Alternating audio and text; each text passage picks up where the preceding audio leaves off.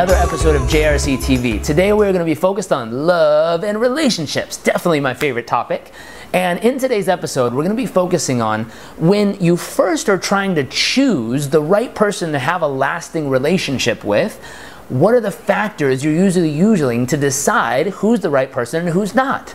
And I'll tell you, studies show that the #1 reason people get into long-term relationships is proximity. How much time they spend around each other. That's it. It's crazy. When you ask couples, why are you with this person? They'll tell you because we have the same goals, we have the same values, we believe in the same things. But then you interview them separately on what their goals, values, and beliefs are, and they're radically different. The only common denominators these studies show is the fact that they were around each other a lot. Now from there, other things that help create the attraction is obviously the visual attraction or the emotional attraction to each other. But there's one more layer that we have to be aware of to really make sure that this isn't the reason you're there. And this layer is when someone admires a trait or a skill or a talent the other person has that they don't have. Meaning, let's say you're a 22-year-old man. And at that point in life, you're trying to figure out what your mission is, you're trying to figure out what your vision is, you're trying to figure out what your life is going to be like. And all of a sudden you get around a 36-year-old woman who knows exactly what she wants in life, has a very clear vision of how she wants to live her life, and knows exactly what has to happen to get there. Now, as a young man, you're going to be very attracted to the fact that she knows and owns that vision of herself. And what's fascinating is you will go after her at full intensity because you're so attracted to acquire that feeling, to acquire that skill she's built and that knowing she has within. Here's the only challenge. As you grow up a little bit and you get to know your vision and you get to create your certainty within it, once you acquire it, the question becomes, why else were you in that relationship? Were you in that relationship because you really, really loved her? Were you in the relationship because of all the things you were trying to give to her and support her with?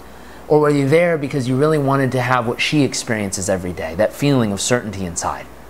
And that's why a lot of these relationships end. If you're a lady watching, you really want to make sure, gentlemen too, when you're getting into a relationship, you take time to step back and figure out, what are you really there for?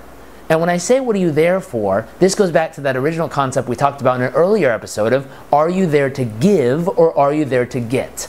So many people go there to try to get something, to get a feeling, to fill a void, to get someone to share with, to get something out of it, whether it's a feeling, an emotion, an experience. They want something out of it, and that's what they're there for.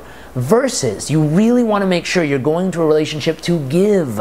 Because trying to take something from a relationship, eventually whatever it is will run out.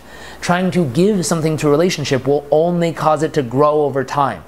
Now there's one other caveat you want to make sure, that whatever you value within you, the gifts, the talents, whatever you feel is most special within you, whatever you want to give to the relationship, you want to make sure it's something that the other person values. Because there's nothing worse than wanting to give the greatest gift, whether it's your love, your attention, your affection, your listening, your caring, whatever it is, you want to give it to that person.